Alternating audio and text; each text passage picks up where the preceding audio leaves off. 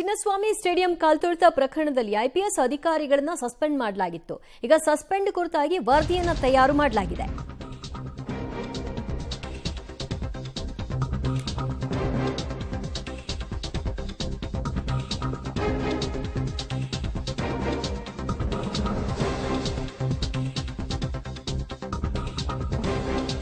Chinnaswamy stadium ಬಳಿ ಕಾಲ್ತುಳಿತ ಪ್ರಕರಣ ಸಂಬಂಧ ಐಪಿಎಸ್ಗಳ ಸಸ್ಪೆಂಡ್ ರಿಪೋರ್ಟ್ ಸಿದ್ಧವಾಗಿದೆ. ವರದಿಯಲ್ಲಿ ಪೊಲೀಸರ ಲೋಪ ಎತ್ತಿ ಹಿಡಿದಿದೆಯಾ ರಾಜ್ಯ ಸರ್ಕಾರ? ಸ್ಟೇಡಿಯಂ ಕಾಲ್ತುಳಿತ ಪ್ರಕರಣದ ಹೊಣೆ ಹಾಗಾದ್ರೆ ಪೊಲೀಸರದ್ದ? ಐಪಿಎಸ್ ಅಧಿಕಾರಿಗಳ ಮೇಲೆ ಕರ್ತವ್ಯ ಲೋಪದ ಚಾರ್ಜ್ ಶೀಟ್ ಸಿದ್ಧವಾಗಿದೆ. ನಾಳೆಯೊಳಗೆ ಕೇಂದ್ರ ಸರ್ಕಾರಕ್ಕೆ ಈ ಒಂದು ವರದಿ ಸಲ್ಲಿಕೆಯಾಗಬೇಕಾಗಿದೆ. ಸರ್ಕಾರ ಸೇಫ್ ರಿಪೋರ್ಟ್ ಅನ್ನ ತಯಾರು ಮಾಡಿದ್ಯಾ? ಹಾಗಾದ್ರೆ ಕೇಂದ್ರ ಸರ್ಕಾರ ಈ ವಿಷಯದಲ್ಲಿ ಏನ್ ನಿರ್ಧಾರವನ್ನ ತೆಗೆದುಕೊಳ್ಳುತ್ತೆ ಅನ್ನೋದನ್ನ ಕಾದು ನೋಡಬೇಕು.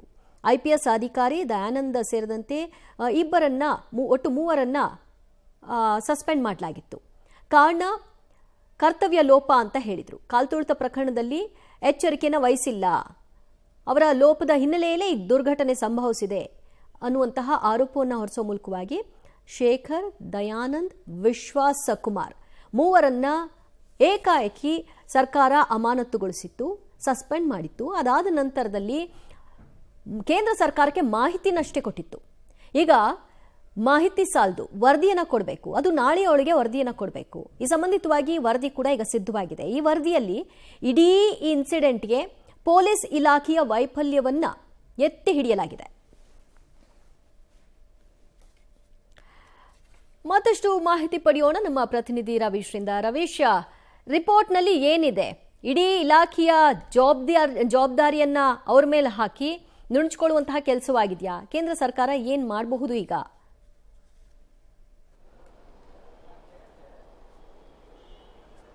ದಿವ್ಯಾ, ಪ್ರಮುಖವಾಗಿ ಯುಪಿಎಸ್ಸಿ ನಿಯಮಾವಳಿಗಳ ಪ್ರಕಾರ ಒಂದು ಸಸ್ಪೆಂಡ್ ಆಗುವಂಥ AS ಆಗಿರ್ಬೋದು, IPS ಆಗಿರ್ಬೋದು, ಈ ಅಧಿಕಾರಿಗಳ ಮಾಹಿತಿಯನ್ನು ಮೊದಲು ರವಾನೆ ಮಾಡಬೇಕಾಗುತ್ತೆ. ಅದರಂತೆ ಈಗಾಗಲೇ ರಾಜ್ಯ ಸರ್ಕಾರ ಆ ಒಂದು ಮಾಹಿತಿಯನ್ನು ಕೇಂದ್ರ ಸರ್ಕಾರಕ್ಕೆ ರವಾನೆ ಮಾಡಿದೆ. ಇನ್ನುಳಿದಂತೆ ಅದಕ್ಕೆ ಸಂಬಂಧಪಟ್ಟಂತೆ ಸಸ್ಪೆಂಡ್ಗೆ ಕಾರಣಗಳು ಏನು, ಯಾವ ಕಾರಣಗಳಿಗೋಸ್ಕರವಾಗಿ ಸಸ್ಪೆಂಡ್ ಮಾಡಿದ್ದೀವಿ, ವಿಚಾರಗಳು ಏನು ಅನ್ನೋದ್ರ ಬಗ್ಗೆ ಕೂಡ ರಿಪೋರ್ಟನ್ನು ಲಿಖಿತವಾಗಿ ಕೂಡ ಸಬ್ಮಿಟ್ ಮಾಡಬೇಕಾಗತ್ತೆ. ಇಲ್ಲಿ ತನಕ ರಾಜ್ಯ ಸರ್ಕಾರ ಒಂದು ರಿಪೋರ್ಟನ್ನು ಸಬ್ಮಿಟ್ ಮಾಡಿಲ್ಲ, ಹಾಗಾಗಿ ರೆಡಿಯಾಗಿದೆ ಅಂತಲೂ ಕೂಡ ಹೇಳಲಾಗ್ತಾ ಇದೆ. ಅಂದರೆ ಯಾವ ಆಧಾರದ ಮೇಲೆ ನಾವು ಸಸ್ಪೆಂಡ್ ಮಾಡಿದ್ದೇವೆ ಅನ್ನೋದನ್ನು ಕೂಡ ಒಂದು ರೀತಿಯ ರಿಪೋರ್ಟ್ನಲ್ಲಿ ಹೇಳಿದ್ದಾರೆ. ಕರ್ತವ್ಯ ಲೋಪದ ವಿಚಾರವನ್ನು ಆ ರಿಪೋರ್ಟ್ನಲ್ಲಿ ಎತ್ತಿ ಹಿಡಿದಿದ್ದಾರೆ ಅಂತಲೇ ಹೇಳಲಾಗ್ತಾ ಇದೆ.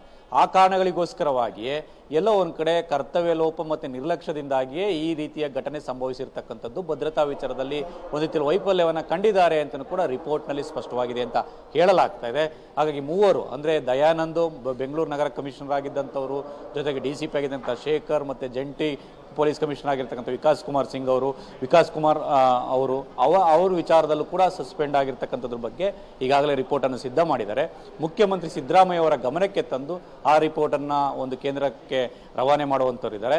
ಯಾಕೆಂದರೆ DPRನಿಂದಲೇ ಅದು ಸಿದ್ಧ ಆಗಬೇಕಾಗುತ್ತೆ. ಜೊತೆಗೆ ಮುಖ್ಯಮಂತ್ರಿಗಳು ಕೂಡ ಒಂದು ರೀತಿಯಲ್ಲಿ ಅವರ ಬಳಿಯೇ ಆ ಒಂದು DPR ಇರ್ತಕ್ಕಂಥದ್ದು. ಈ ಹಿನ್ನೆಲೆಯಲ್ಲಿ ಅವರ ಗಮನಕ್ಕೆ ತಂದು ಅದನ್ನು ಕಳಿಸುವಂಥ ಸಾಧ್ಯತೆ ಇದೆ. ಅಂದರೆ ಈಗಾಗಲೇ 15 ದಿನಗಳಾಗಿರ್ತಕ್ಕಂಥ ಹಿನ್ನೆಲೆಯಲ್ಲಿ ನಾಳೆ ಒಂದು ರೀತಿಯಲ್ಲಿ ಅಂತಿಮವಾಗಿರ್ತಕ್ಕಂಥದ್ದು. ಹಾಗಾಗಿ ನಾಳೆ ಒಳಗಡೆ ಕೇಂದ್ರ ಸರ್ಕಾರಕ್ಕೆ ರವಾನೆ ಮಾಡಬೇಕಾಗುತ್ತೆ.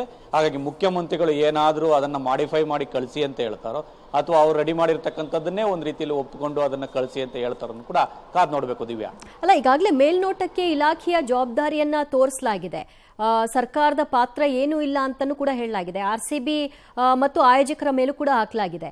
ಸೊ ಹಾಗಿದ್ರೆ ಇಲ್ಲಿ ಸೇಫ್ ಮಾಡುವಂತಹ ಸಾಧ್ಯತೆಗಳು ತೀರಾ ಕಡಿಮೆ ಅಂತ ಅನ್ಬಹುದಾ ರವೀಶ್?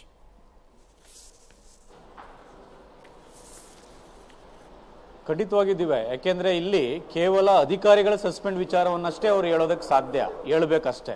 ಅಂದ್ರೆ ಇಲ್ಲಿ ಆ ಸಸ್ಪೆಂಡ್ ಅನ್ನ ಯಾವ ಕಾರಣಗಳಿಗೋಸ್ಕರವಾಗಿ ಮಾಡಿದೀವಿ ಅಂತ ಅದು ಕನ್ವೆ ಆದ್ರೆ ಎಲ್ಲೋ ಒಂದ್ ಕಡೆ ಕೇಂದ್ರ ಸರ್ಕಾರ ಅಕ್ಸೆಪ್ಟ್ ಮಾಡಬಹುದು, ಅಥವಾ ಇಲ್ಲ ಆ ಒಂದು ಕಾರಣಗಳು ಸರಿ ಇಲ್ಲ ಅಂತ ಹೇಳಿದ್ರೆ ಕೇಂದ್ರ ಸರ್ಕಾರ ರಿಜೆಕ್ಟ್ ಮಾಡಬಹುದು. ಹಾಗಾಗಿ ಕೇಂದ್ರ ಸರ್ಕಾರದ ನಡೆ ಈ ಒಂದು ರಾಜ್ಯ ಸರ್ಕಾರ ಕೊಡುವಂತ ವರದಿ ಆಧಾರದ ಮೇಲೂ ಕೂಡ ನಿಂತಿರ್ತಕ್ಕಂಥದ್ದು. ಅಂತಿಮವಾಗಿ ಯಾವ ತೀರ್ಮಾನವನ್ನ ತೆಗೆದುಕೊಳ್ಳುತ್ತೆ ಕೇಂದ್ರ ಸರ್ಕಾರ ಈ ರಿಪೋರ್ಟ್ ಆಧಾರದ ಮೇಲೆ ಅಂತ ಕೂಡ ಕಾದ್ ನೋಡ್ಬೇಕಾಗತ್ತೆ. ಅದೇ ರೀತಿ ಆತಂಕವೂ ಕೂಡ ರಾಜ್ಯ ಸರ್ಕಾರಕ್ಕೆ ಇರ್ತಕ್ಕಂಥದ್ದು. ಒಂದು ವೇಳೆ ನಾವು ಮಾಡಿರ್ತಕ್ಕಂಥ ಆದೇಶವನ್ನ ಎಲ್ಲ ಒಂದ್ ಕಡೆ ರಿಜೆಕ್ಟ್ ಮಾಡಿದ್ರೆ ಅದು ನಿಜಕ್ಕೂ ಕೂಡ ರಾಜ್ಯ ಸರ್ಕಾರಕ್ಕೆ ಮುಖಭಂಗ ಆಗುತ್ತೆ. ಈ ಹಿನ್ನೆಲೆಯಲ್ಲಿ ಅಳದು ತೂಗಿ ರಿಪೋರ್ಟ್ ಅನ್ನ ರೆಡಿ ಮಾಡಿದ್ದಾರೆ. ಅದನ್ನು ಎಷ್ಟರ ಮಟ್ಟಿಗೆ ಅಕ್ಸೆಪ್ಟ್ ಮಾಡ್ತಾರೆ ಕಾದ್ ನೋಡ್ಬೇಕು. ದಿವ್ಯಾ, ಥ್ಯಾಂಕ್ ಯು ರವೀಶ್ ನಿಮ್ಮೆಲ್ಲ ಮಾಹಿತಿಗೆ.